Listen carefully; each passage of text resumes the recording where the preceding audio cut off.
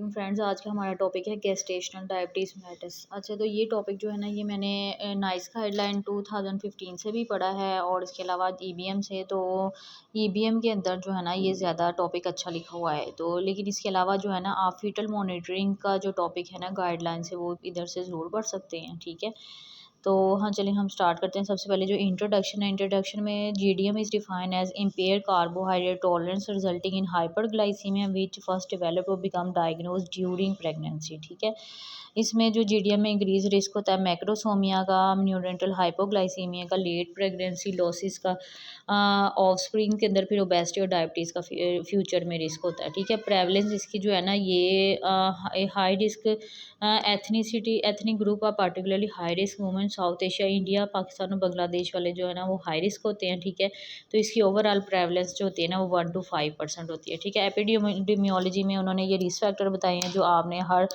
जो है ना पेशेंट के अंदर ज़रूर देखने। अगर उसका बीएमआई 30 से ज़्यादा है, मैक्रोसोमिक प्रीवियस 4.5 केजी से ज़्यादा बेबी डिलीवर हुआ है, जीडीएम की हिस्ट्री है, फर्स्ट डिग्री रिलेटिव में डायबिटीज़ है, ethnicity South Asian, black Caribbean, Middle Eastern वगैरह, अगर ये सारा कुछ है तो आपने इन पेशेंट्स को जो है ना ज़रूर उनकी जो है ना टेस्टिंग करनी है। ठीक है, तो वो बता रहे हैं कि जो risk of developing GDM subsequent pregnancy के अंदर है ना, वो 30 से लेके 84% तक है। ठीक है, और women who have required insulin treatment GDM in previous pregnancy have decrease उनके अंदर 75% तक पहुंच जाती है।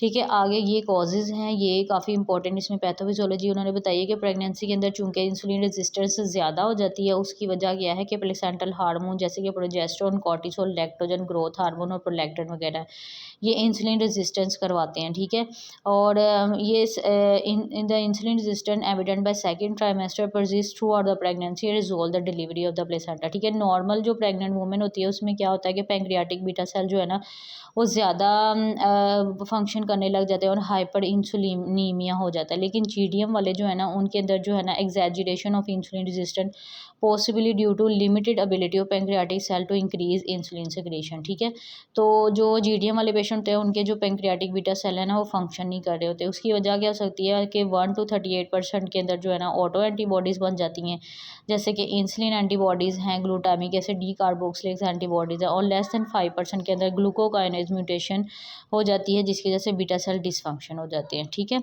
उसके बाद इस वजह से वो जो है ना इंक्रीज़ जो है ना इंसुलिन की रिक्वायरमेंट पूरी नहीं होती।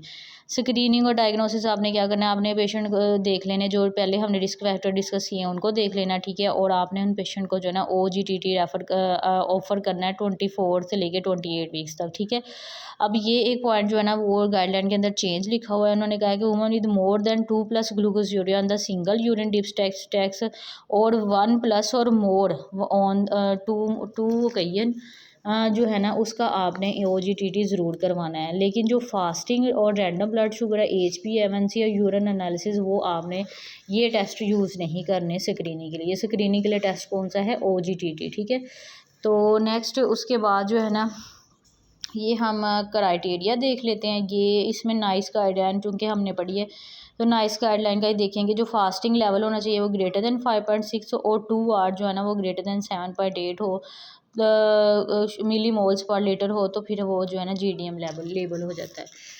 नेक्स्ट ये उन्होंने बताया कि जिन women who have the GDM previous pregnancy should be offer early self monitoring of the blood glucose और OGTT उनका आपने ना as soon as possible after booking करना है। अगर टेस्ट उनका नॉर्मल आ जाता है तो आपने एक ना 24 to 28 वीक्स पे उनका रिपीट कर लेना। यानी कि जिनके अंदर तो आपको रिस्क फैक्टर मिल रहे हैं ना, आप उनका 24 से 28 वीक्स पे करा सकते हो। ठीक है, और लेकिन जिनके अंदर हिस्ट्री है ना जीडीएम की, उनका आपने बुकिंग पे कराना है, और उसके बाद अगर वो नॉर्मल आ जाता है तो 24-28 वीक्स पे उसका रिपीट करवाना है। नेक्स्ट आ जाता है मैनेजमेंट के अंदर आपने उनको ये बताना है कि जो जीडीएम वाले पेशेंट्स के अंदर कोई कंजेंटल मैल फॉर्मेशन का रिस्क नहीं होता। ठीक है, तो लेकिन अगर प्री एग्जिस्टिंग डायबिटीज़ मेलाइटस होना तो हाइपरग्लाइसीमिया हो सकता है ड्यूरिंग फर्स्ट ट्राइमेस्टर। ठीक है, उनके अंदर रिस्क ज़्यादा होता है। जो 12 to 20% GDM वाले पेशेंट होते हैं ना, उनके अंदर इम्पेयर्ड ग्लूकोज इंटॉलरेंस परसिस्ट करती है पोस्ट नेटली भी, इस वजह से वो टाइप 2 डायबिटीज़ होने का चांस उनके अंदर ज़्यादा होता है। ठीक है, नेक्स्ट आ जाता है एंटीनेटल केयर। एंटीनेटल केयर में जो है ना, डायग्नोसिस के बाद आपने डायबिटिक एंटीनेटल क्लिनिक में उनको रेफ़र करना है, डाइट और एक्सरसाइज का बताना है, सेल्फ मोनिटरिंग का बनाना, ग्लूकोज मोनिटरिंग का बताना है, और इनका जो मैनेजमेंट है वो मल्टी डिसिप्लिनरी मैनेजमेंट होनी चाहिए। ठीक है, ग्लाइसीमिक कंट्रोल हमने पहले ही डिस्कस कर लिया है कि 5.6 और जो है ना 7.8 तक हो तो वो डायग्नोज हो जाता है, और इनका जो लेवल होना चाहिए वो 4 to 7 तक आपने जो है ना मेंटेन रखना है। सबसे पहले आपने उनको बताना है डाइट और एक्सरसाइज का। डाइट में ये है कि डाइट हाई इन कार्बोहाइड्रेट और लो ग्लाइसीमिक इंडेक्स जो है ना वो आपने यूज़ करनी है। ठीक है, पेशेंट को कहना यूज़ करें, तो इससे जो है ना GDM में improve glycaemic control without any risk of ketonia with a more than 30% reduction in a caloric intake. ठीक है, तो स्मॉल इंक्रीज एक्सरसाइज उनको कहना नाइस रिकमेंड करती है कि ये वही बात है कि ग्लोस ग्लाइसीमिक इंडेक्ट वाली डाइट ले, लो फैट प्रोटीन वाली, और इसके अलावा उनको कहना है कि मॉडरेट एक्सरसाइज करनी है, डेली 30 मिनट की जो है ना वॉक जो है ना 30 मिनट पर डे उसने एक्सरसाइज करनी है, मॉडरेट और walking for 30 minute after meal में help to improve blood glucose control. ठीक है, और जिन वुमेन का जो है ना वो ग्लूकोज फास्टिंग प्लाज्मा ग्लूकोज जो है ना लेस देन 7 मिलीमोल्स पर लीटर से तक आता है, तो उनको आप डाइट और एक्सरसाइज भी ऑफर कर सकते हैं। ठीक है, as long as required.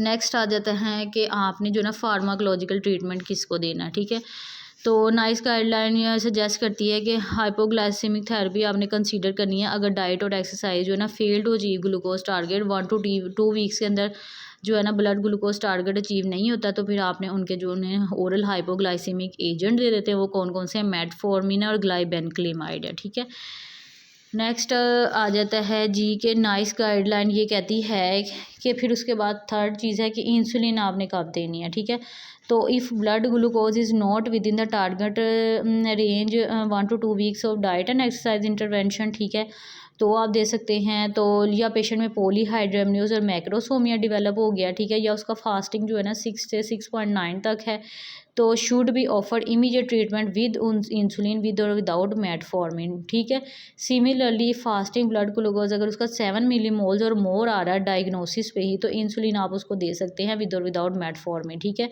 HbA1c वो कहते हैं कि should not be use for monitoring blood glucose control routinely आपने HbA1c GDM वालों में यूज़ नहीं करनी, लेकिन HbA1c is tested at the time of diagnosis of GDM in order to exclude the pre existing type 2 diabetes mellitus. ठीक है, तो आपने जो है ना उसकी एक दफ़ा उसका ज़रूर करवाना है डायग्नोसिस के टाइम पे, ताकि आपको जो है ना प्री एग्जिस्टिंग डायबिटीज़ मेलाइटिस का पता चल जाए।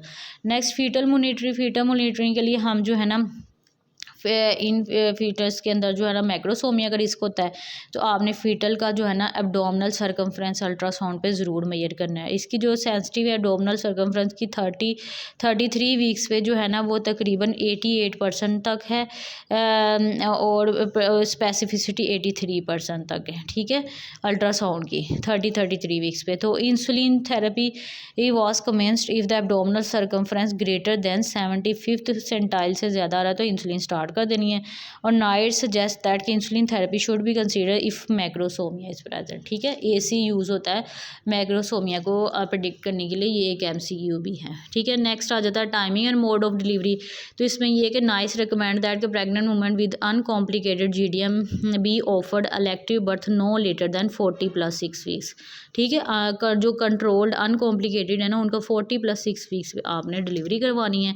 और women with diet control GDM with good control and no evidence of macrosomia does not need delivery before 40+6 weeks. ठीक हो गया, नेक्स्ट आ जाता है इंट्रापार्टम केयर। इंट्रापार्टम केयर में ये ग्लूकोज मॉनिटरिंग जो है ना एवरी आवर्ली आपने करनी है, और इसके अलावा इसका लेवल रखना है 4 to 7 मिलीमोल्स के बराबर। ठीक है, और sliding scale IV insulin and dextrose should be institutive blood glucose fall outside this range. ठीक है, अगर हाइपोग्लाइसीमिया में जाता है तो आपने IV इंसुलिन और साथ में डेक्सट्रोज चला देना है। Caesarean section are unlikely to require intraoperative insulin and dextrose infusion if they have not required antenatal insulin treatment. ठीक है, नेक्स्ट आ जाता है postnatal care. Postnatal care में women with GDM should stop all the hypoglycaemic agent immediately after birth. सारा कुछ जो है ना वो बंद कर देना है, और इनकी जो है ना आपने NICE do not recommend a particular regime for post and but pre meal और bedtime testing until blood glucose return to the normal.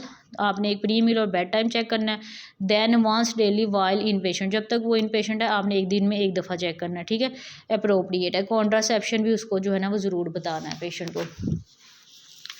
Next आ जाता है कि future disco developing diabetes mellitus increase risk of subsequent type 2 diabetes with rate of progression with in 5 year जो है ना 15 से लेके 50% तक है, ठीक है। तो नाइस गाइडलाइन रिकमेंड करती है कि जो women undergo testing for diabetes between 16 and 13 weeks after birth, ठीक है। तो इसमें जो है ना फास्टिंग ब्लड ग्लूकोज है ना सेंसिटिविटी 100% है, स्पेसिफिटी 94% है। तो इसलिए कॉस्ट इफेक्टिव भी है, ठीक है। नाइस गाइडलाइन रिकमेंड करती है कि fasting plasma glucose 6 to 13 weeks which may most convenient भी perform and the women attend for postnatal checkup के लिए है तो आपने फास्टिंग करवा लेना, ठीक है। लेकिन अगर ये पॉसिबल नहीं है और उसका नहीं हो सका तो आपने फिर HbA1c 13 after 13 weeks HbA1c offer करनी है, ठीक है। और पोस्ट नेटल स्क्रीनिंग अगर नेगेटिव आ जाती है तो फिर आपने एनुअल टेस्टिंग करते रहना डायबिटीज़ के लिए, ठीक हो गया। तो उसके बाद जो है ना ये एक पोस्ट नेटल टेस्टिंग का चार्ट है। इसके अंदर जो है ना उन्होंने बताया है कि अगर लेस देन 6 मिलीमोल्स आता है ना फास्टिंग प्लाज्मा ग्लूकोज रिजल्ट, ये पोस्ट नेटल की बात हो रही है, यानी कि HbA1c 39 से कम आती है तो इसका मतलब है लो चांस है डायबिटीज़ का। तो उसको कहना है लाइफस्टाइल एडवाइस और अपनी मॉडरेट को कंटिन्यू करे क्योंकि मॉडरेट रिस्क है टाइप 2 डायबिटीज़ का। अगर 6 से 6.9 तक आता है तो इसका मतलब है कि उसको हाई रिस्क है और उसको आपने एडवाइस और इंटरवेंशन देनी है। अगर 7 और उससे मोर आता है तो इसका मतलब है कि उसको टाइप 2 डायबिटीज़ लाइकली है और उसका डायग्नोस्टिक टेस्ट कराएं। चलें ठीक है, थैंक यू सो मच।